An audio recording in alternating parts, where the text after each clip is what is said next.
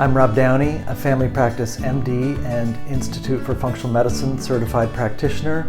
I'm coming to you from Seaworthy Functional Medicine in Homer, Alaska. Seaworthy exists to help people overcome their health challenges and be fully vital. How does functional medicine impact the ability to recover from hair loss? This is a huge frustration for people. And today we are so fortunate to be joined by an expert who has devoted herself to this topic to the benefit of many. Saril Vasquez, thanks for your time today. It is absolutely my pleasure. Thanks for having me. Saril is multi-certified in functional medicine, and for quite some time now, she's been helping people figure out what's going on with hair loss and how to turn it around. So I'm really looking forward to our conversation today, and I'm really glad that our audience, who I thank for joining us, will be benefiting from this. And there's so many different ways we could come at this, but like so many thought leaders, this is part of your personal story, isn't it? Maybe that's an important place to start for people to know that this um, uh, wonderful, full, thick hair you have today, that's not where you started from, huh? Yes, it's not. Just in 2020, I was looking at my worst as far as hair fall, hair thinning, and ironically enough, it was my last relationship that helped me get to where I am because I broke up with him because he cheated on me with a girl that was 10 years younger. And Mm. so, like 8 months later, I looked my worst and I said, wait a second. So I'm dating this guy that I thought I was gonna marry. He cheats on me with this girl a decade younger, and then I leave him and I end up looking like this. Absolutely not. There is no way that that's gonna be my story. And that just fueled something in me. And I remember I went to this personal development event with this guru named Tony Robbins. Maybe some people who are listening have heard of him. And I'm listening to him talk about people and how they don't uh, get to their goals, and they would say to him, I've tried everything. And that's when it hit me. My goodness, I'm literally thinking the same thing as many women that are listening to this now are. I've tried everything. There's really nothing else I can try. And so when I came to the understanding that that was a lie, there was absolutely no way that I could have tried everything in every single combination at every single time.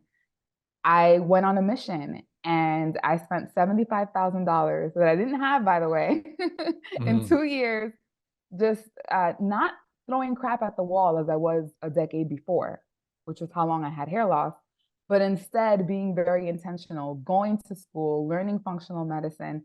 I had 10 years experience in traditional medicine realms, diagnostics, specialty pharmacies.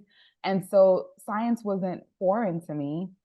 I learned how to read blood work. I understood how the gut functioned in certain things. And I actually had the pleasure of making relationships with dermatologists and gastroenterologists. And during my journey, I created a binder of labs.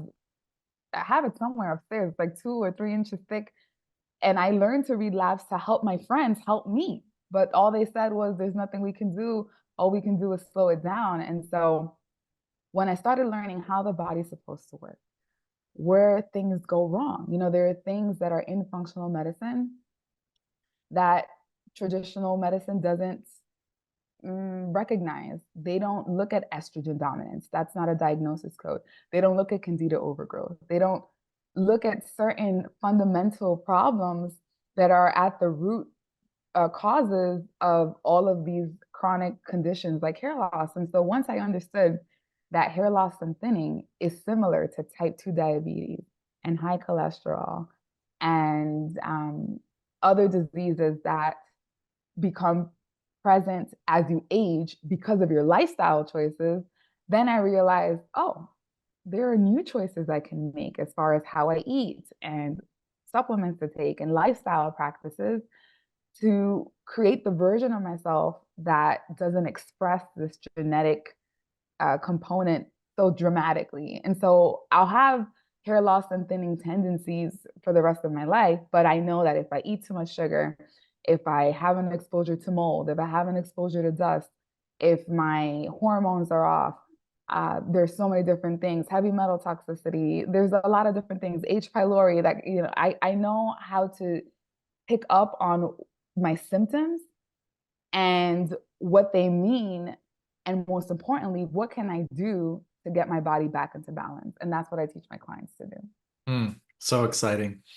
I can't think of anything that is more frustrating to my patients and more intimidating, because it really it undercuts their sense of identity and their way of being in the world, which then is super challenging for them because the stress of the hair loss itself turns into sort of a self-feeding cycle. Um, so as I was getting ready for today's podcast, I just wanted to mention a couple of things to our audience. One is that Saril's story is really interesting for a number of reasons, broadly, including that there's this issue of our why. And so many folks get in touch with their deep health, or get back to factory settings, or get back to the vitality they're capable of when something gets in their way, and then the lights come on and they have to be fierce. And clearly, from what I know of your story so far, you had to be really fiercely devoted to figuring this out, didn't you? Oh, yeah, absolutely. But I'll show you guys what I used to look like. This is what I used to look like. So Mm, I really mm, didn't, it was just hard to date and live a normal life. I mean, luckily now I'm married, happily married.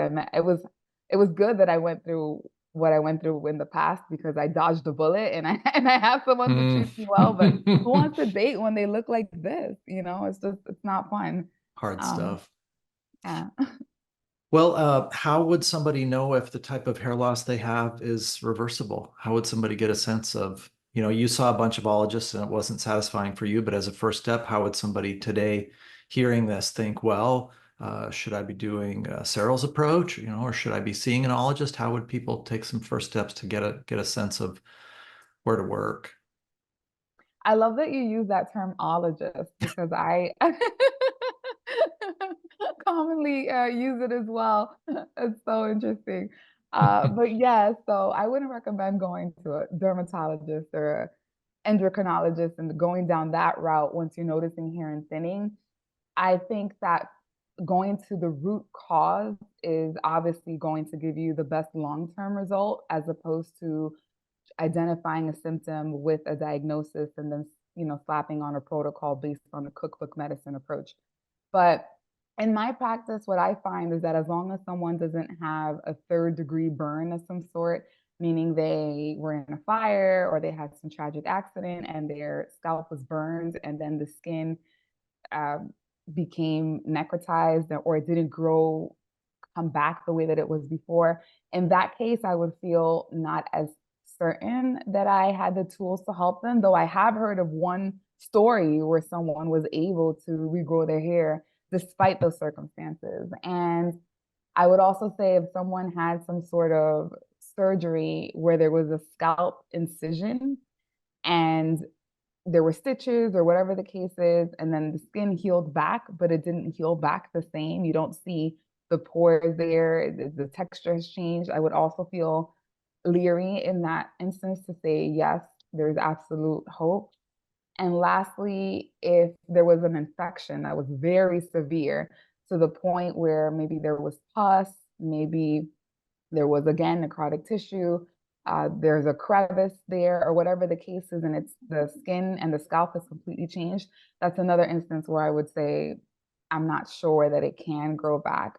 In any other case, as far as I'm concerned, I've seen, I understand that there is great potential, because although we may not see with our physical eyes the hair growing where it once was, just because we can't see it doesn't mean that the follicle is not there. It doesn't mean that hair stem cells aren't able to come down into the follicle and germinate and regrow a new hair. Normally, what happens is, more often than not, and people are unaware of this, there is some kind of physical obstruction. So whether that be calcifications or scar tissue, or just something that is physically getting in the way of the follicle receiving blood that is rich in nutrients and oxygen, that is what is causing that hair to not be visible anymore. But if we're able to clean it up a little bit and also divert enough blood flow to the follicle, as well as ensure that the blood has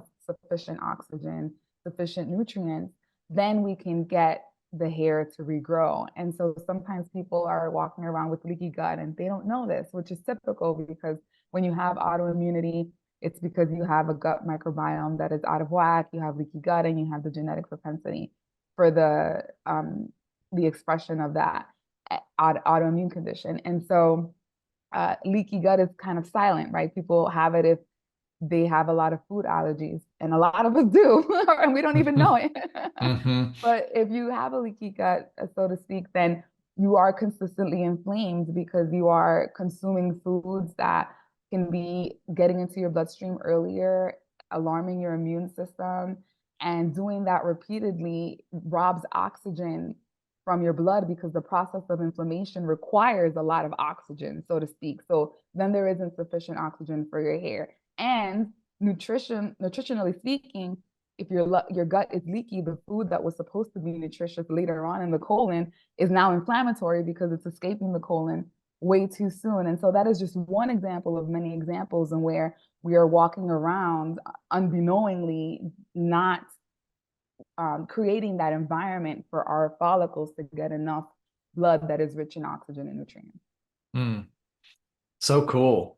I thought of two things while you were sharing that. One is this broad idea that if the body's allocating resources to different areas, then it can't necessarily support the parts of ourself that we really want. And as I was reviewing some of your work, you were talking about the parasympathetic nervous system, which is one of the most frequent conversations I have in my practice with people, that they need to look at how they can be in rest and digest, rest and restore mode. And then we'll often have these conversations about how being in fight, flight, freeze, faint mode, or sympathetic mode will undercut fertility and digestion and mental health and bright cognition. And it seems categorically there may be another issue here.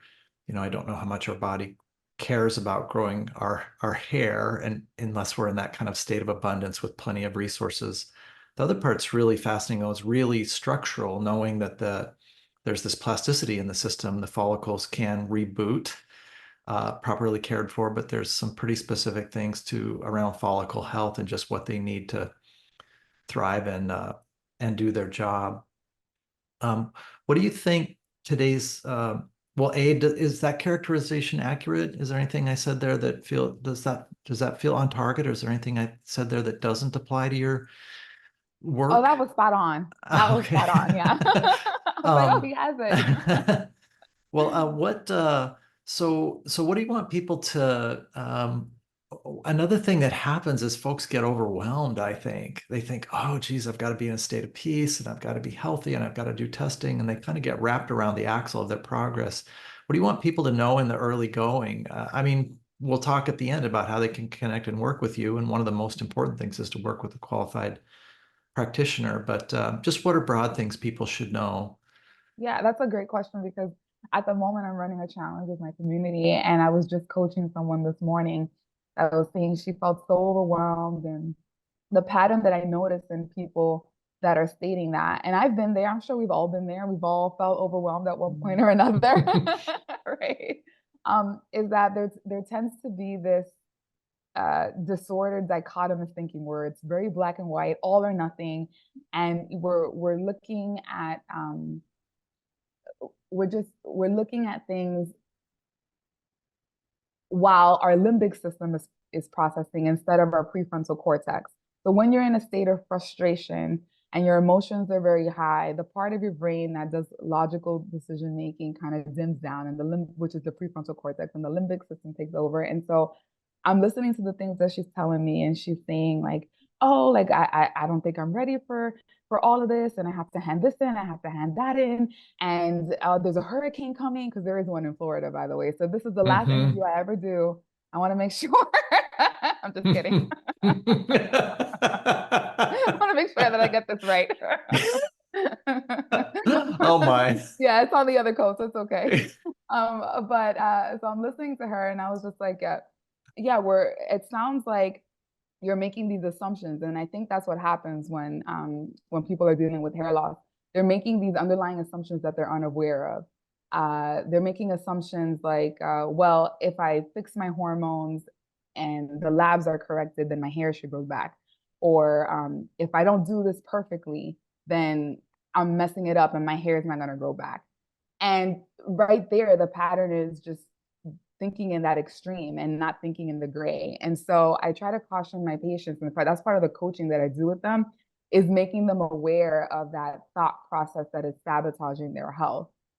For Mhm. instance, when I was trying to get to my conclusion of what it was going to take for me to reverse my hair loss naturally, I had zero evidence that something was going to work, right? And I was just throwing money, but I wasn't just throwing it away. Everything I was doing was helping me create evidence and clues and a puzzle that I was putting together. And that's the difference when you're working with a practitioner. You get to put the puzzle pieces together. And if something does work or it doesn't work, it's not wasted effort, it's not wasted resources. It's just something that we didn't know that we didn't know yet. Right. Mhm. And Mhm. so, yeah, when someone is thinking about their hair loss, I first of all want them to understand that yes, you can regrow it, because part of the problem is a lot of people think it's impossible, but it's Mhm. because of what they've been told. And if you're sitting at a dermatologist office and they have zero evidence that that any of the therapies they've done have been successful, of course they're going to tell you that there is no hope.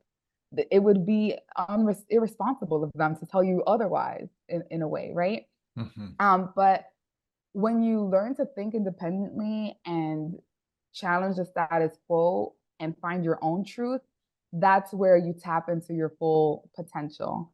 And Mhm. so, yeah, I think that the biggest part of trying to reverse hair loss naturally is not having that fear that, oh, there's no way that this is possible. Because if you already let your past determine your future, then why are you even alive? You have to be Right. open to the possibility and start to believe. And so when I went on my journey, I just thought, okay, my body knew how to grow hair before. There's evidence that it knows how to do it. So I have no reason to believe that there's evidence that it can't. Plus, a lot of people that are going through this process, they'll notice their hair gets worse, but then all of a sudden it gets better. And then it comes back with a vengeance. But then they take a supplement and it works for 5 months. And then it Mhm. stops working. And then they get a medication and it works.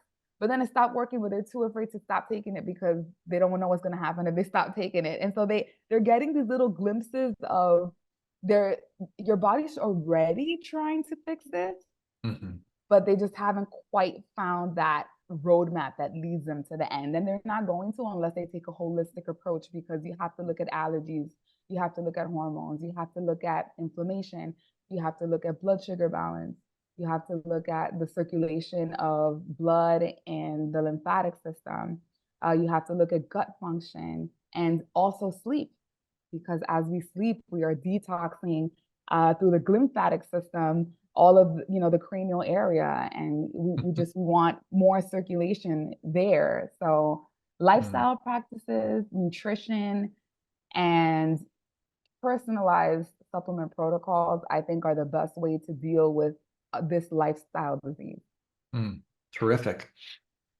Well, as we, it's this idea that the body knows the way, it's so beautiful. I can't share enough about how important it is. As we segue into some examples then of how folks working with you, how they would do that, I wanted to mention that the conversation I may have most often here is that this principle that came into functional medicine, uh, I believe from people I trust, that naturopathic medicine for many years had said the body knows the way. And then I think in the United States, the trouble is that the dominant paradigm is conventional medicine. And unfortunately, because I'm dual trained, I know where this conventional medicine conceit comes from, that the body's a machine, the heart's a pump, the nerves are wires, the guts are plumbing. It's very mechanistic to deal with surgical problems and brain tumors and broken bones and killing bacteria, but which is what it's brilliant at. I absolutely want to live in a world that has conventional medicine for those things, but it doesn't work very well for complex chronic issues with a complex chronic backstory. And somebody I really, one of the best things I ever heard about who I am and how I work, it just was so touching to me, is they said, I create a space where the person realizes they can be healthy. And that's what I hear you saying, is that's part of breaking the spell, is just them knowing that this can happen. The native capacity is there. And I think the most important thing is our bodies do know how to do this. We can trust our body because we're not taking over for the body. We're removing obstructions and providing resources. And Mhm. from my perspective, the body reboots, it comes back online. Yeah, absolutely. I feel that my clients have very typical, what do I call these? Usual suspects when it comes to when Mhm, it comes to hair loss and thinning. I'm typically thinking candida overgrowth, H. pylori. I'm thinking estrogen dominance. Like there are certain specific things, but everyone is so unique in the sense mhm, of the vast array of symptoms that they're presenting with, right? mhm, And so when I typically work with someone, I try to see what are the symptoms that they're presenting with and what body systems are they attached to? And mhm, is that a clue as far as what body system needs to be supported either through nutrition or lifestyle practices or supplements in order to get that body, as you were saying, to a state where it can heal itself? So people that have hair loss and thinning typically also have, at least women, I should say, loss of libido, and they can't sleep, and they have anxiety issues. And, these are all very common, but as we're working to heal the body as a whole, some of those symptoms subside as well, because it's not just hair. Hair, especially hair loss in women and thinning, is just a signal that, well, that's one thing, but there are other things that are exacerbating this issue. And as we were saying before, the body doesn't work in ologies. And so you can't successfully help someone just focusing on one thing. And I think the problem, although, as you stated, with conventional medicine, is that everything is so separated, and people end up going on this merry-go-round where each doctor points at another when they've done everything that they're able to do because they're so trained and specialized in this one thing. And though it's very valuable to get IV antibiotics if I have pneumonia and I'm gonna die, right? Or mhm. surgery, I was in a car accident. You're right. With the chronic diseases, it's more efficacious to help someone with a long-term plan to help their body reboot versus a long-term medication. Mm, mm. Well, I think another neat thing for folks to benefit from you today would be to talk about how you work, in that we thankfully live in a world now where there's this whole sort of universe of resources like what you do.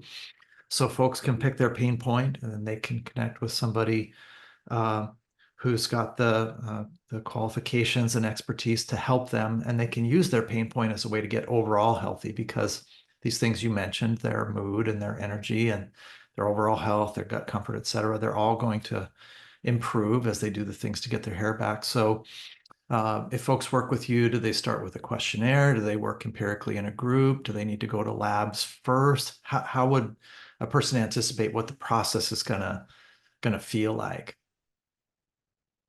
Yeah, so I work a little differently than most functional medicine providers in the sense that I don't always go to labs first. I Mhm. really like to look at the symptoms, and it's really because I only focus for the most part on getting hair to grow back naturally. So I don't chase lab markers because the result is on their head. Either it grew or it didn't grow. That's the only thing they care about, It's binary. right? Exactly. And so, like I said, there are some usual suspects that I follow based on the symptoms that present. And then typically, if I don't get a resolution with that, then I'll do more investigative work. But my clients start with a very intense intake form. It's like 85 questions long, Mhm. which sometimes that scares people away, but people that are ready to heal, they're like, why is it not 100 questions? Yeah. So I'm asking everything from were you born vaginally or through a C-section, all the way to did you get that virus that was going around and the medication for it. And what that helps me do is paint a picture of their timeline. what were all the different events in their life that set them up for the fall? Like, for instance, I had a client that was exposed to Lyme early in life. She was on antibiotics for a month or so. I was like, well, that was the first thing Hmm. that kind of set you up.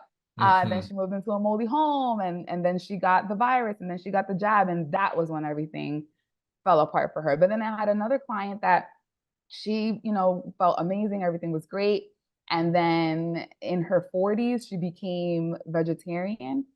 And she said after that, her hair just started thinning and she didn't understand why. And then when I started asking about her diet at that point, well, she was eating a lot of fruits, a whole lot of sugar. And she Mm. didn't realize that that amount of sugar, whether it was from a natural source or not, could actually be a triggering event to set up her microbiome and just start that progressive hair loss pattern. And so there are different examples. For me, it was when I got off the birth control patch. That was my triggering event, but I also had amalgams on my mouth. I also lived in an old building in New York City where the pipes were rusty sometimes and the water would change colors. My tonsils were taken out when I was 5 years old. And so I had different things that led me up to that. But I do that with my clients. And then the best part is we create a plan where we reverse engineer a body that is able to regrow healthy hair. So I start to strategize, well, what are the different factors that could be contributing to an atmosphere where your blood isn't filled with nutrients, where it doesn't have enough oxygen for your hair, and what could be obstructing the hair follicle in any way? Are you not getting enough blood flow there because you're chronically in a state of fight or flight? And that's Hmm. diverting blood flow to other organs. So I'm looking at all of these pieces and we come up with a plan. And then at that point, they go through this process with me, an elimination diet where we don't eat sugar, gluten, dairy, corn, or rice, which I find are the top most inflammatory foods. But I support them through the process. We find the foods that they like to eat that they're already eating, and it becomes manageable. And then I give them a personalized protocol. And we watch, we take pictures, and we see where the progress is. But the best part is I have a community. So there's a bunch of girls in there right now. We're all doing this together. Right now, we're doing that 21-day fast together. And which is great because we share recipes and we encourage each other and we start seeing other people's transformations. And then after that, once we're clear on what is the roadmap, what is making your hair worse, whether it's what you're eating or your environment, could be mold, could Mm. be dust, what is the way that you need to live your life so that you maintain your results. We have to get that detailed. And then what is the formula for you to progressively get better results? So once we're clear on those three things, now we have a roadmap to deal with the condition for the rest of our lives, whether they stay with me for a long time or not. And Mm. then my favorite part is I teach my clients what I call the damage protocol, meaning we are not perfect. We are going to eat sugar again. We're going to eat corn and rice at some point, right? I know I am. I'm Hispanic, so it's hard to to avoid that. But I Hmm. don't do it as often. And the days that I do, I prepare my body for the blow. I give myself my clients as well, I tell them to do this, whether it be taking extra binders or specific supplements like magnesium, but you just give your body what it needs to deal with that blow so that you're more resilient through that process and you feel more like you did when you were a teenager, when you were able to eat whatever you wanted and not suffer any consequences. So it's this ability to not feel deprived because you know that the day that you're going to the wedding and you're going to eat the cake, or you're going on vacation with your spouse, or whatever the case is, you have the things you put on your head, the things you put on your skin. There's this whole little strategy to maintain your results as much as possible, and then practice more often than not eating cleaner and being aware of your body feeling symptoms and being intelligent to guess what could be triggering that. Because Mm. if your body's experiencing a symptom, it is not random. I don't care what they tell you, it's not normal. Just most of us are sick, and that's why it seems normal. Mm. There's a Hmm. reason. Hmm. Learn to start putting the pieces together. Yeah. So that's Mm. what I teach my clients to do. That's how we work together. Oh, brilliant. I'm so glad to hear about that community just because the power of social connection and helping one another is so heavily leveraged by what you're describing. That's just such great news right there. Yeah, it's exciting. I'm honored. I feel blessed to be able to see women in such a hopeless state and to speak hope into their life and to get them into that energy of just believing and then actually showing them the results. Because sometimes they won't even believe it, even though the results are in their face. And like I'll Hmm. have to keep like rewiring them. And then Hmm. finally, it's like they have a breakthrough and Mm. they're set free. Oh, The it's truly best. incredible. Yeah. For men in our audience today, a couple of things that men might find interesting. One is that the ratio of women to men that engage with and benefit from functional medicine is 7, 8, 9 to 1, something like that, whether you look at patients in my practice or just sort of the functional medicine audience. And so, A, if you're a man listening to this, good on you. Good on you Right. for leaning in and being curious. Secondly, know that the principles that Cyril's invoking today apply to men as well in terms of restoration of native vitality. There's some differences as well. And then, um, you know, I flashed on it while you were talking that when I was in medical school, this internal medicine doctor I just really respected during third year medical rotation. That's when medical students finally get a chance to take histories and see patients in the hospital and the clinic. And he told us point blank when we were rounding in the hospital, he said 90% of the time, the information you need to help people is in their history. And so if you don't take a good history, you can't help your patients. And so don't be thinking that the CT scan or the blood culture or the blood cell count is going to tell you what you need. He said it's part of the work that you do here, but if you don't take a good history, you simply can't. And what I hear you describing is this brilliant way of taking the person's history, their story, sorting through it, then reverse engineering it to the root causes, reversing the root causes with sensible things that are very safe and very good for us. But people do need to narrow it down where to work. I think both to work effectively, but also to have a sense of confidence to get back into that space of saying, all right, now I'm in a community that can do this. I'm putting my resources where they belong. It just seems really cool. Yeah, and I think sometimes when people are on this journey, like I said, they can tend to lean towards that dichotomous thinking where they're thinking, well, where's the end in sight? How long am I going to have to do this? Is this for the rest of my life? I don't know if I can keep this up. You go on this little train where Mhm. it's the opposite direction of Healthyville. I tell my Mhm. clients when I'm redirecting them. When I'm redirecting them, I'm telling them, okay, hold on. How long did it take you to get to where you are right now? Mhm. How many years of Mhm. damage? How many times did you ignore these symptoms? Number one. Number Mhm. two, is it reasonable to expect that if you work on yourself for 6 months, 12 months, 2 years, that is a reasonable amount of time to undo the damage that you did, considering that you're Mhm. not perfect and you're not going to Mhm. follow everything 100% of the time exactly the way Yeah. you're supposed to. And Yeah. can we focus on the fact that we're about to create a miracle? Mm. And that Beautiful. this was potentially not possible until this information came to light. And so, Hmm. what are we choosing to focus on? We get to decide what we're going to focus on, what we make it mean, and what we're going to do next. And that's where Yeah. the real power is. Yeah. And wouldn't be nice for them to be less anxious along the way and have happier guts and sleep better and show up for their spouse and their family and the community. I mean, a whole bunch of wonderful things tend to turn around as people take these journeys, at least in my experience. What haven't we talked about today that we should? What are other things, what other parts of your wisdom you'd love for people to know? I Any think biggies we missed? yeah, well, uh, yeah, I think it would behoove people to know that it's not just about hormones and it's not just about genetics. My mom and my dad both have thinning hair. They're just not as compliant when I tell them what to do. So Mm, hmm. that's Yeah. Yeah. and my dad has chronic kidney disease, so we have bigger things to focus on with him. Mm, hmm. But what I wanted to leave, the wisdom I wanted to impart is that when it comes to this hair loss condition, the hormone part is one thing, and I know we've been indoctrinated to think that, oh, if we just lower the DHT, that's going to fix the problem, and I just have the genetics for it, and so that's why I have this issue, and I can never escape it because of that. New research is showing that it's not necessarily DHT that's causing the miniaturization. There's a prostaglandin called prostaglandin B2 that is having an effect on one of the receptors, and that's what's leading to the growth issues when it comes to the hair. And so prostaglandins, they come to the scene to try to bring back the status quo and fix things and whatnot.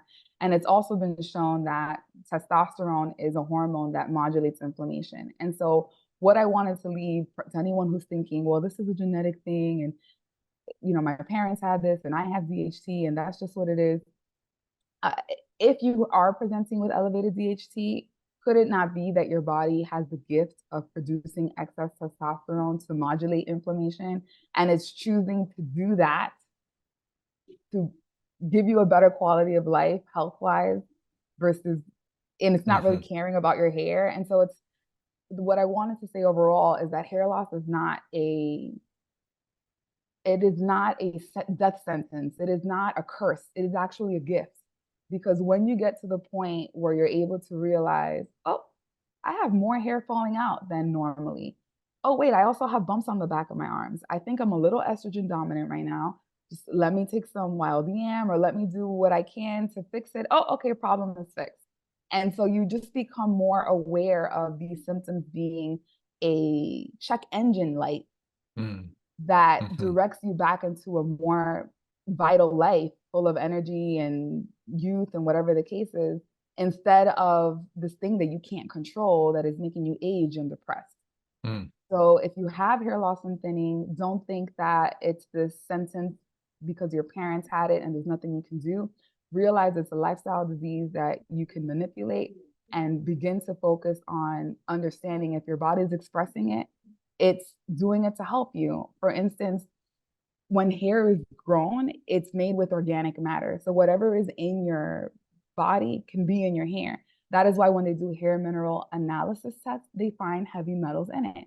We all have heavy metals. It's the cost of being alive in 2024. So if someone is presenting with telogen effluvium, which is an episode where a lot of hair falls out, it's almost as if your body is saying, okay, we just have either a lot of stress or a lot of toxins, but let's do ourselves a favor and get rid of a bunch of hair at once. Guess what happens when you do that? A bunch of heavy metal detaches from your body. And so it's almost like your body's using hair as a secondary mechanism of detoxification. So let's just choose as a more enlightened, more aware, just a different type of culture that is beginning to challenge things. Let's just choose to look at hair loss and thinning as a gift instead of a curse. Makes me think of two things folks might additionally benefit from, given that what you said is just so valuable and so important. One is Mark David from The Psychology of Eating. He says, what's the brilliant reason I fill in the blank? What's the brilliant reason our bodies do what they do? And then so much of mindfulness is compassionate acceptance of the self. When we bring things into the light of compassionate acceptance and understanding, even that is a definitive healing action that starts to take away some of the sort of negative, icky self-perceptions that aren't serving us. Yeah, absolutely. Exactly. Not what's not serving us. We make our lives more difficult than it needs to be sometimes by focusing on the things that don't serve us. Well, where can people find you? So I have a website. It's Belcanics, which is the name of my flagship program, because a Belcanic is a woman that is trying to master her body mechanics to reveal her inner belle. So instead of a mechanic, you're a Belcanic. So belcanics.com, and that'll be in the show notes, I'm sure. Yes. Is a website you can go to, and on my store page, you'll see an opportunity to book an intro call with me. Normally, that does cost $47 for a 30-minute consult, but I do want to tell your community that if they would like to speak with me at no cost, they are welcome to enter in a coupon code called CONSULT, all caps. So if they can just enter in that coupon code when they go to my page, when they go to the store page on my website, then we'll talk, and we're not just randomly talking. I'm going to send you guys a very, well, it's not very detailed, but it is. It's quick though. This is only like 5 or 6 pages and it's all about your symptoms. So it's a symptom decoding session. You check off all your symptoms on these pages and how frequently you're having them. And so when we meet, I'm going to help you understand how these could all be connected to hair loss, or what are the different body systems that are being affected and why your symptoms are expressing as a result of that. And then, at that point, you can just tell me a little bit about your hair, what's been going on, and I'll let you know what I think. Mm.